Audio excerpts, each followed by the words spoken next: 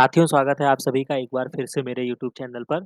तो जैसा कि अभी हम इसके पहले कुछ प्रीवियस ईयर के क्वेश्चंस को देख रहे थे, तो हमने केवल वैसे ही क्वेश्चंस को उठाया जिसको मैं अपने लेक्चर्स में कवर कर चुका हूँ।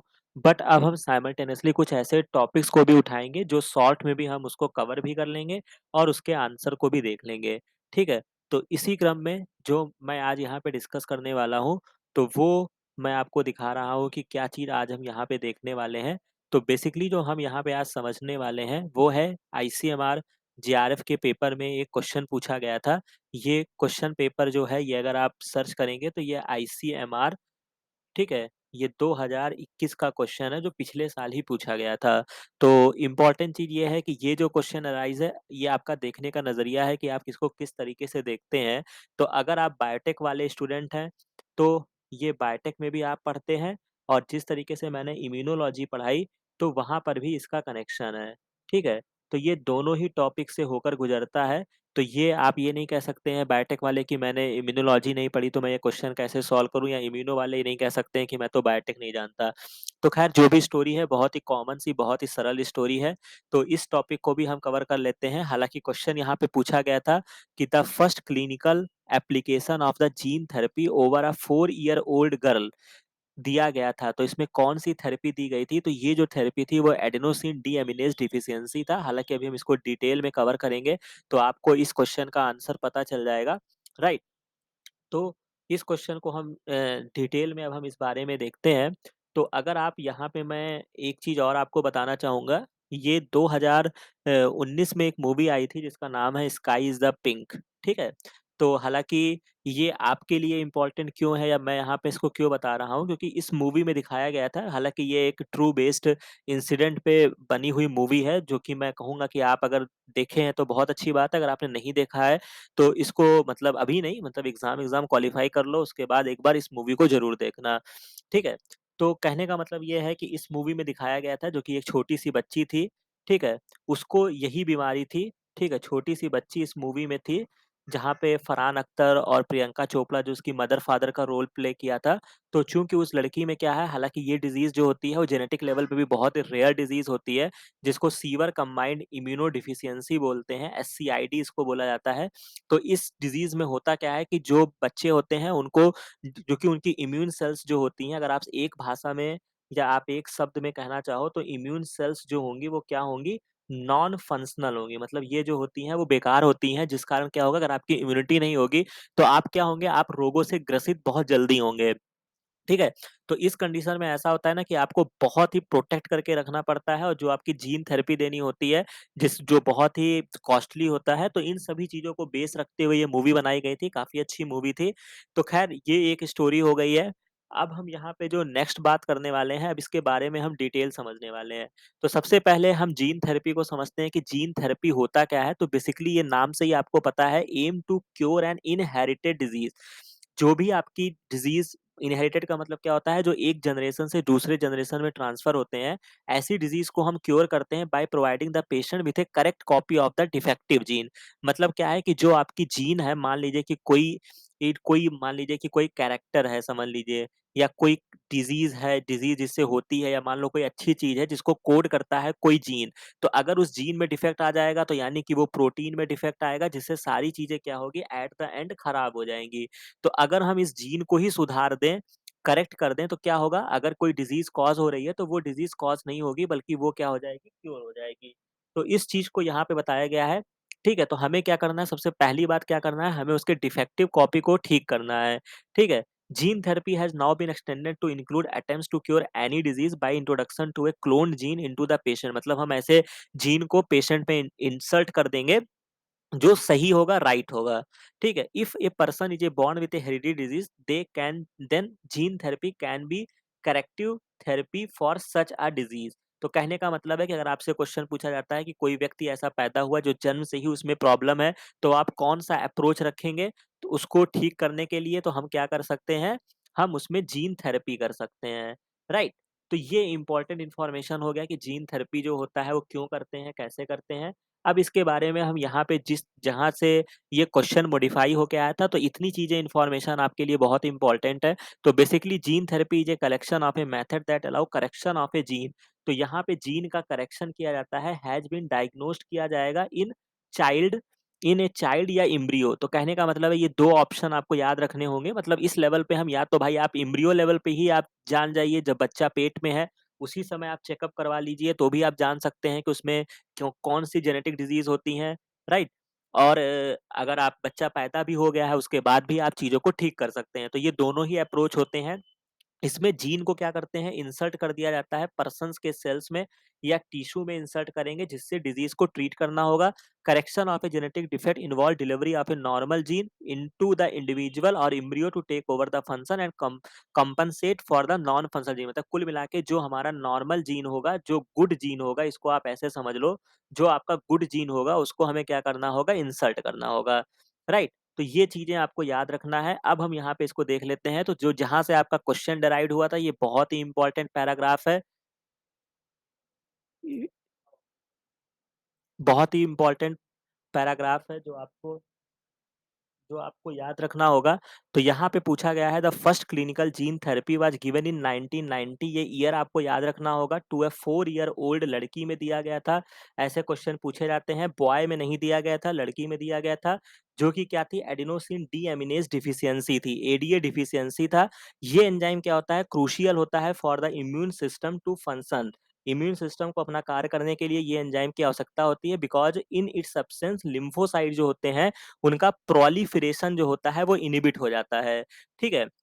और without T cells ADA deficient child are wide open to attack of the virus. तो आपको पता है किस तरीके से टी सेल्स आपके क्या-क्या रोल प्ले करते थे। अगर उनकी कमी हो जाएगी, मतलब आपका सेल मीडिएटेड इम्यून रिस्पॉन्स नहीं आएगा, तो क्या होगा, ADA deficient child are wide open to the attack of the virus and bacteria. इस डिजीज को क्या बोलते हैं, एससीआईडी बोलते हैं, जिसका पूरा नाम आपको याद रखना होगा, जिसका पूरा नाम है severe combined immuno deficiency disorder.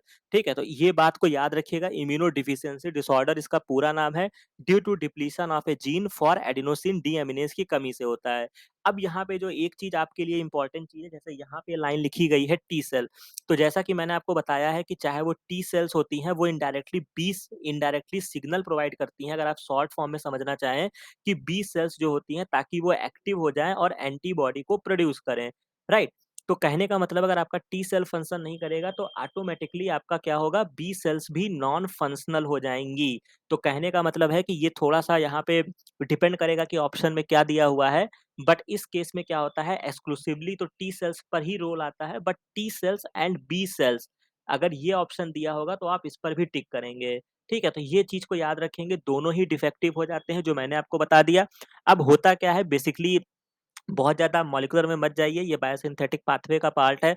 तो कुल मिला के क्या होता है, एडेनोसिन डीएमिनेज क्या होता है, ये एक एंजाइम होता है। एडीए जो एंजाइम होता है, ये करता क्या है, ये आपका डीऑक्सी एडेनोसिन जो होता है, डीऑक्सी एडेनोसिन, मतलब जब डीएनए का ब्रेकडाउन होता रहता है या कोई भी चीज़ होते रहते हैं, तो जो ये प्रोडक्ट बनता है डीऑक्सी एडेनोसिन, ये हार्मफुल होता है आपके इम्यून सिस्टम के लिए। तो क्या करता है, एडीए क्या करता है, इसको कन्वर्ट कर देता है।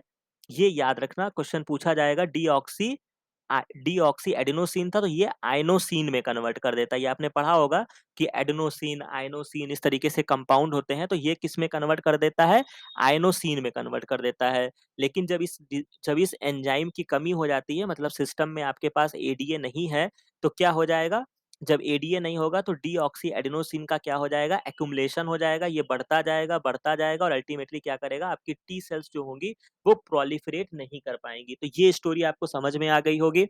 अब यहाँ पे इसका क्योर कैसे करते हैं, in some children ADA deficiency can be treated by bone marrow transplantation.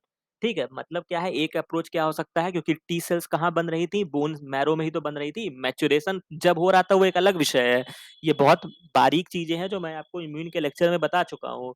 लेकिन ओरिजिन तो बोन मैरो में है ना, तो आप कैसे ठीक करोगे? तो या तो आप बोन मैरो का ट्रांसप्लांटेशन करोगे, और या तो आप क्या कर सकते हो, या तो अदर्स में आप क्या कर सकते हैं, can be treated bye enzyme replacement therapy होता है, मतलब इस एंजाइम को रिप्लेस कर दिया जाए।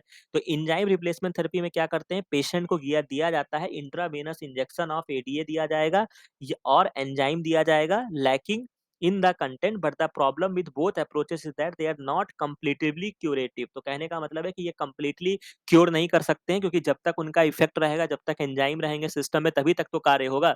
नहीं तो जैसे ही एंजाइम खत्म हो जाएंगे वैसे वापस से ही वही प्रॉब्लम क्रिएट हो जाएगी। तो कुल मिला के दो अप्रोचेस आप रख सकते हैं, आपको याद रखना है। चूंकि टी सेल्स की स्टोरी आ गई तो बोन मैरो ऑटोमेटिक आ गया, तो यानी कि हमें बोन मैरो को ट्रांसप्लांट करना होगा। और या तो चूंकि एंजाइम और सबस्ट्रेट की कहानी आ रही है, तो या तो आप एंजाइम रिप्लेसमेंट थेरेपी कर दीजिए। बट ये अगर आपसे पूछा जाए कि क्या ये कंप्लीटली क्योर है, तो नहीं, ये कंप्लीटली क्योर नहीं है। ठीक है। इसके अलावा क्या करते हैं, first step toward gene therapy, lymphocytes from the blood of the patient are grown in a culture outside the body. यानी कि हम इन विट्रो क्या करेंगे, लिम्फोसाइट्स को ग्रो कराएंगे। ठीक है। जो जेन्युइन प्रोसेस में होता है, जब फंक्शनल एडीए यानी कि सीडीएनए उसका कॉम्प्लीमेंट्री बन जाएगा, जिसमें हम रिट्रोवायरल वेक्टर का यूज करते हैं। ये सब याद रखिएगा, ये बायोटेक पॉइंट से बहुत ही इंपॉर्टेंट पॉइंट है। पूछा जाता है कि कौन से वेक्टर का इस्तेमाल किया गया, तो रिट्रोवायरल वेक्टर का इस्तेमाल किया जाता है, जो कि क्या करेंगे, आरएनए से डीएनए बना देंगे। Is then introduce into these lymphocyte which are subsequently returned to the patient. However, as these cells are not immortal, the patient require periodic infusion of such genetically engineered lymphocyte. क्योंकि ये sales कोई immortal तो है नहीं, जैसे मैंने आपको जब इसके पहले मैंने आपको मोनोक्लोनल एंटीबॉडी वाली बताई थी, तो उसमें क्या था कि आपने कैंसरस सेल से आपने उसको क्यों कराया था, ताकि कैंसरस सेल से आपने फ्यूज इसलिए कराया था ताकि वो इमॉर्टल हो जाए। लेकिन यहाँ पर इमॉर्टल नहीं हुआ है, इस वजह से क्या है कि आपको कुछ दिनों पर आपको ये ट्रीटमेंट वापस से देना पड़ेगा। The patient require periodic infusion, ये याद रखिएगा, बहुत ही इंपॉर्टेंट लाइन है, such genetically engineered lymphocyte. However, if the gene isolated from marrow cell producing ADA introduce a cell at early embryonic, तो यानी कि इसमें जो पहली 3 लाइन बताई गई है वो चाइल्ड के केस में बताई गई है, कि अगर आप किसी बच्चे में दे रहे हैं, लेकिन अगर यही चीज अगर आप किसी एम्ब्रियोनिक स्टेज पर दे देते हैं, तो ये हो सकता है could be a permanent cure. तब क्या होगा, ये एक परमानेंट क्योर हो सकता है। तो कुल मिला के यहाँ पे मैंने ईच एंड एवरी लाइन को एक्सप्लेन कर दिया है। अब एक बार वापस से रिकॉल कर लो, जेनेटिक थेरेपी में क्या हुआ, चाइल्ड या एम्ब्रियोनिक स्टेज पे आपने उसको देख लिया। ठीक है, हमको क्या करना है, हमको नॉर्मल जीन इंसर्ट करना है। पहला केस जो वर्ल्ड में देखा गया वो 1990 में हुआ, 4 साल की लड़की में देखा गया, जिसमें एडिनोसिन डीएमिनेज डिफिशियंसी थी। ये डिजीज क्या करता था, टी सेल के प्रोलिफरेशन के लिए हेल्प करता था। अब भैया जहाँ टी सेल्स का नाम आएगा वहाँ पे बी सेल ऑटोमेटिक आ जाएगा, क्योंकि वो ऐसे सिग्नल प्रोवाइड करते थे। ये पूरी इम्यून सिस्टम में आपको लेक्चर मिल जाएगा। ठीक है, तो टी सेल्स और बी सेल्स जो होते हैं दोनों ही डिस्ट्रॉय हो जाते हैं। जब आपकी कोई भी सेल्स कार्य नहीं करेगी तो आप क्या होंगे, आप डिजीज के बहुत ही प्रोन हो जाएंगे। तो चूंकि आपका क्या होगा, बहुत सारी डिजीज ग्रसित हो जाएंगे, आपकी इम्यूनो डिफिशियंसी कंडीशन आ जाएगी, आपकी इम्यूनिटी बहुत कम है। तो इसको क्या बोलते हैं, एससीआईडी बोलते हैं, severe combined immuno deficiency disorder. ठीक है, तो इम्यूनो डिफिशियंसी डिजीज नहीं है। एक ऑप्शन में आपको दिया रहेगा, मैं पहले बता दे रहा हूँ, जब ये क्वेश्चन ड्राइव किया जाएगा तो एक ऑप्शन में डिजीज दिया जाएगा। ठीक है, और ये आपका होमवर्क है कि आप कमेंट सेक्शन में बताइएगा, या तो फिर खुद से पढ़ लीजिएगा कि डिजीज और डिसऑर्डर में क्या फर्क होता है। ठीक है, तो ये आपका होमवर्क है। अगर आपको समझ में आए तो आप इसको कमेंट सेक्शन में जरूर बताइएगा। तो कुल मिला के ये क्या है, यहाँ पे डिसऑर्डर होता है due to the deletion of the gene of adenosine deaminase. Deaminase जो था वो क्या करता था, डीऑक्सी एडेनोसिन को आइनोसिन में कन्वर्ट करता था, जो अब नहीं हो पा रहा है। ठीक है, जिससे टी सेल बी सेल खत्म हो गई। अब यहाँ पे आपके पास दो अप्रोचेस हैं, या तो आप बोन मैरो को ठीक कर लीजिए, या तो आप एंजाइम रिप्लेसमेंट थेरेपी दे दीजिए, लेकिन दोनों ही कंप्लीटली क्योर थेरेपी नहीं है। कंप्लीटली क्योर थेरेपी कब होगी, जब हम एम्ब्रियोनिक स्टेज पर उसको ठीक करने का प्रयास करेंगे।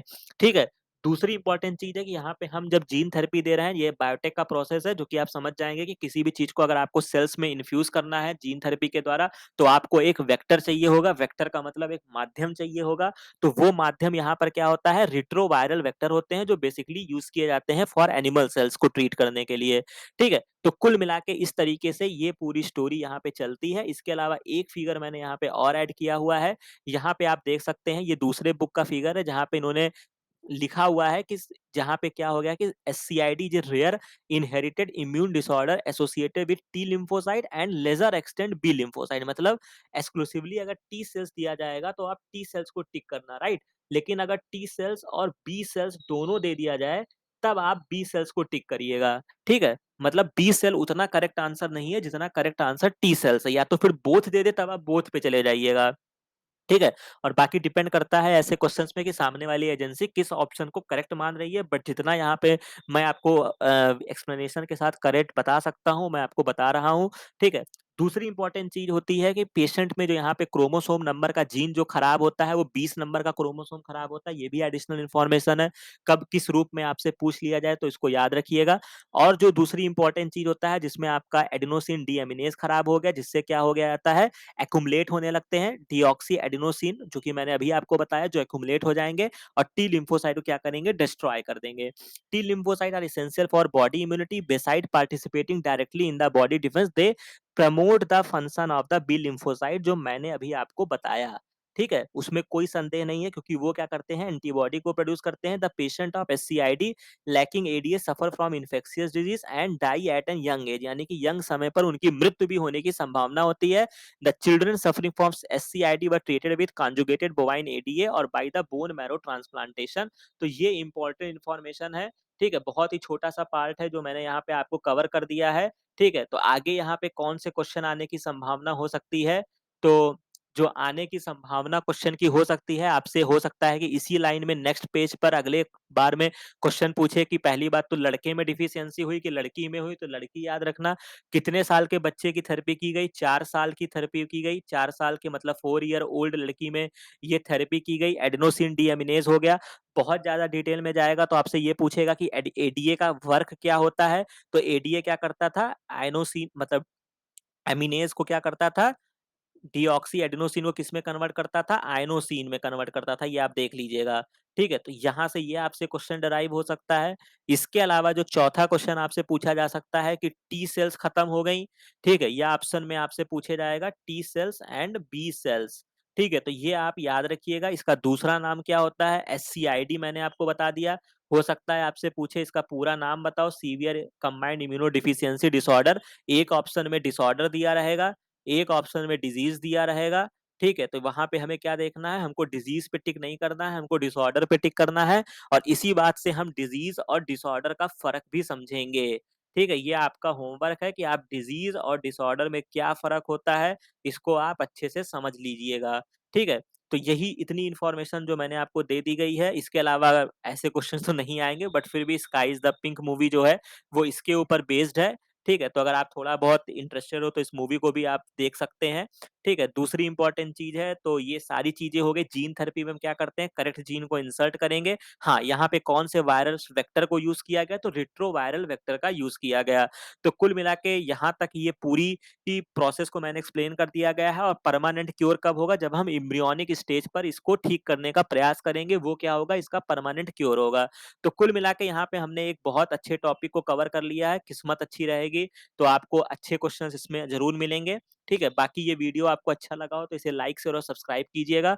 बाकी अच्छे से पढ़ाई करते रहिए। 1 महीने आपके पास बचे हैं जो आपका भविष्य बदल सकता है। ठीक है, तो उस पथ पर अग्रसित रहिए, कार्य कीजिए, अच्छे से पढ़ाई कीजिए।